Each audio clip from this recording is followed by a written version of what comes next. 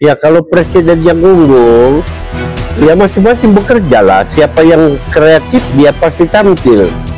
Nah, kalau dia berbuat baik, pasti dia akan hasilnya akan baik. Menanam bibit yang baik.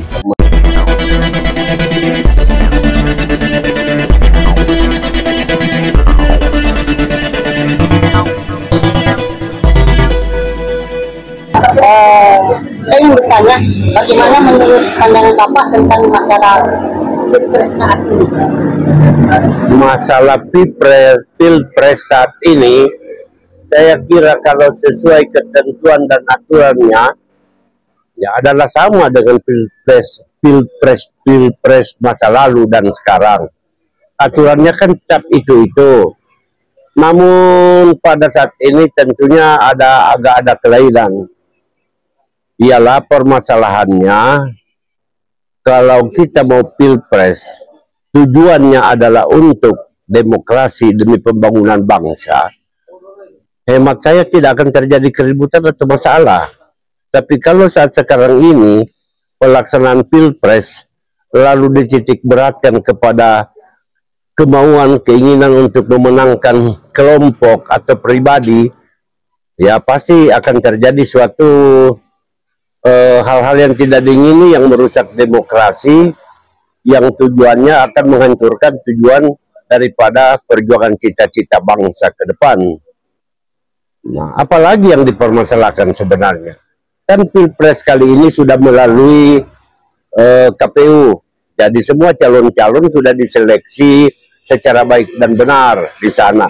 Berarti 3 calon-calon ini kan sudah tidak ada masalah. Kalau ada masalah kan berarti tidak lolos dari seleksi KPU pada pendaftaran. Buktinya semua kan sudah diperbolehkan, berarti sudah tidak ada masalah lagi. Nah, silakan berjuang, berlomba secara wajar sesuai dengan ketentuan aturan, ya supaya demokrasi pada pilpres kali ini akan berjalan sebagaimana harapan demi untuk kepentingan berbangsa dan bernegara. Jadi apalagi yang diributkan? Tinggal sekarang ini bagi mereka yang sudah terdaftar calon 1, 2, dan 3 ini, laksanakanlah berlomba dan bersainglah secara sehat. Jangan lagi bersaing secara tidak sehat hanya untuk kepentingan kelompok dan pribadi, lalu saling menjatuhkan, saling mendiskreditkan, saling menyudutkan. Nah, kalau semua saling menyudutkan, kita lari daripada tujuan cita-cita bangsa dalam berdemokrasi, memilih presiden kali ini untuk masa depan, ini kita akan mengalami suatu hal-hal yang sulit. Sebab akan terbiasa kali ini ribut karena permasalahan kepentingan kelompok pribadi.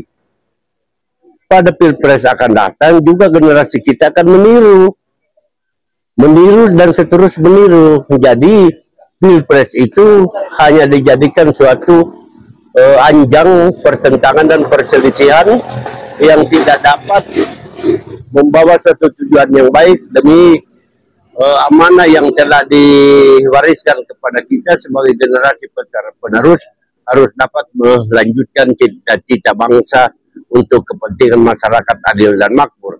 Bagaimana mau adil dan makmur kalau setiap saat pilpres ribut? Dan saya kira tidak perlu ada yang harus diributkan. Silakan sekarang bersaing, berjuang sesuai dengan hak dan kewajiban dipilih dan memilih. Ya kalau presiden yang unggul, ya masing-masing bekerja lah. Siapa yang kreatif dia pasti tampil. Nah, kalau dia berbuat baik, pasti dia akan hasilnya akan baik. Menanam bibit yang baik, menanam bibit yang unggul, hasilnya akan berbuah yang baik. Nah, kalau dinilai dari keunggulan seseorang, ya tunjukkanlah prestasi, tunjukkanlah kemampuan intelektual, kemampuan moralitas dan sikap-sikap kita. Ya, jangan terjadi suatu kamuflase, penonjolan diri, semu nanti pada saat mau pemilihan umum atau mau pilpres supaya dipuji rakyat. Setelah selesai daripada pilpres, ya kembali pada tidak memperhatikan rakyat, dan kemauan mereka lah yang diutamakan. Jadi menurut saya intinya seorang yang unggul ialah seorang yang telah berbuat baik sesuai dengan aturan, seorang yang bersaing secara sportif, yang kader-kader dalam pilpres ini tidak saling mempersalahkan, saling membuat suatu persoalan-persoalan yang tidak masuk akal. Ya, mencari salah seseorang, ya silakan bertarung secara wajar, secara gentle. Karena tiga-tiga ini kan sudah dinyatakan sebagai putra yang terbaik.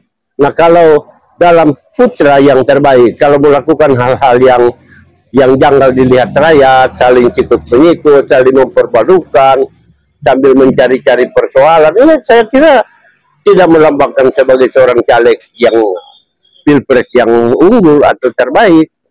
Kalau masalah berkembang 1 putaran, 2 putaran, ya silakan saja berjuang. Dari hasil kerja yang nyata disenangi rakyat, ya pasti akan menentukan dia akan menang unggul, dia akan menang pada 1 putaran.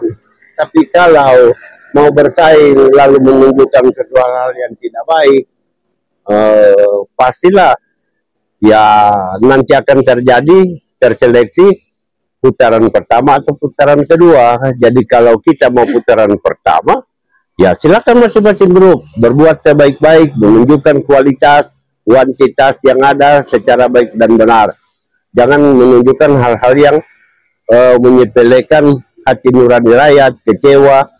Ya, sebab semua manusia kan beda keinginan, beda pendapat.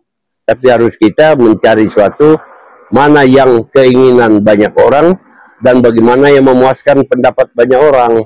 Kalau kita berbuat sesuatu yang semu, kita hanya mengutamakan pemenangan kita pribadi-pribadi, kelompok pribadi-pribadi, lalu kita tidak melaksanakan kegiatan, tidak dibarengi dengan suatu sikap berjuang, memenangkan kepentingan bangsa dan negara, maka pasti dia akan tersisi, dan yang kalah dan yang menang akan terukur, dan kemudian nilainya itu akan menentukan apa ada pemilihan pertama atau lagi pemilihan kedua.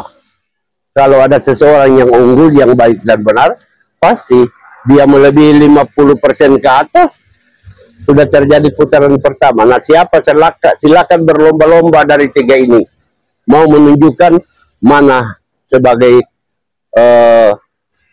pasangan calon yang unggul untuk memenangkan, apakah ia menang pada putaran pertama. Ya, kalau tidak, ya terjadi putaran kedua, itu salah sendiri. Dia mau menang pada putaran pertama atau kedua. Jadi kita lihat saja, silakan bekerja, silakan berjuang. Pasti dalam perjuangan itu kalau baik dan benar, hasilnya juga baik. Nah, kemudian berbicara pemaskulan. Saya dengar di YouTube sekarang ada pemaskulan. Ya, silakan, itu juga ada ketentuan undang-undang tentang pemaskulan. DPR mau menggugat tentang seseorang atau menghentikan pimpinan, tapi tentunya ada dasar. Tidak hanya undang-undang ini digunakan secara asal-asalan, ada lawan yang tidak disenangi lalu berdalih kepada pemaskulan. Ini kan salah. Memang pemaskulan itu ada, tapi jangan disalahgunakan. Jangan pemaskulan itu undang-undangnya dimanfaatkan untuk mematahkan seseorang. Apa yang dimaskulkan sebenarnya dari presiden sekarang ini? Kita lihat, harus ada bukti apa kesalahannya, apa perbuatan yang sangat-sangat fatal. Jangan mempraduga, oh presiden ini karena bertentangan politik, presiden ini karena tidak disenangi pribadi, lalu mau digiring kepada pemaskulan. Ini salah. Berarti kita menyalahgunakan undang-undang negara yang telah diatur secara sah untuk dimanfaatkan, menghancurkan kepentingan berbangsa dan bernegara. Jadi jangan ada salah-salah pemaskulan. Apa dasar pemaskulan? Ya, lalu kemudian ya berdalih, si A kepada pejabat ini. Ya, saya tidak bisa berbuat apa-apa, ini sulit seperti dinyatakan oleh Pak Mahfud MD. Ada rakyat, oh tidak bisa, ini tidak gampang, tapi bolehlah pergi ke Mbak Puan. Jadi jangan ini main poli, satu memfuden, satu mesmes. Ini satu permainan yang merongrong kepentingan negara. Kalau menurut Pak Mahfud MD, dia sebagai pejabat yang mengerti hukum, ya kalau ini silakan, boleh atau tidak. Tapi jangan dia menyuruh kepada masyarakat. Oh, gila, dia mau cuci tangan, mau suruh kepada DPR. Jadi ini kan satu hal yang memprovokasi, hal yang tidak wajar. Jadi ini salah juga, bagaimana sebelum jadi presiden, sebagai wakil presiden tidak bisa menyelesaikan masalah sepele begitu, malah mau menggoreng-goreng, memperpanjang permasalahan. Ingat, para calon kalau menunjukkan hal yang tidak wajar, pasti kami rakyat-rakyat akan mengikuti. Nah, jangan kita mau membuat suatu cara-cara yang keliru, cuci tangan seakan-akan itu baik, padahal semua sudah direkayasa di balik-balik itu. Jangan kita mau memenangkan masalah demokrasi, berbeda pendapat, ada udang di balik batu. Pertanyaan terakhir, bagaimana pandangan Bapak tentang debat kandidat calon presiden yang dilaksanakan KPU pusat tanggal 7 kemarin, 2024? Ya, makasih. Kalau saya ditanyakan tentang bagaimana debat kandidat pada tanggal 7 Januari, inilah sebenarnya hasil potret dari ketiga kandidat. Pada tanggal 7 Januari 2024 ini adalah suatu bukti tentang kemampuan masing-masing. Rakyat melihat si A ini kemampuan intelektualnya bagaimana, si B kesabarannya bagaimana, si C sifat memprovokasi, mengadu domba masyarakat bagaimana. Ada yang kelihatan karena kepentingan ambisi pribadi lari daripada, melenceng daripada topik tema debat kandidat yang telah ditetapkan oleh KPU.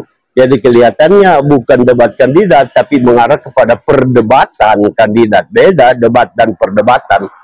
Ya, perdebatan itu secara emosional, meloncat sana, lari ke rel, tidak sesuai dengan apa yang diharapkan, melenceng seakan-akan menjelek-jelekan si A, si B, seperti si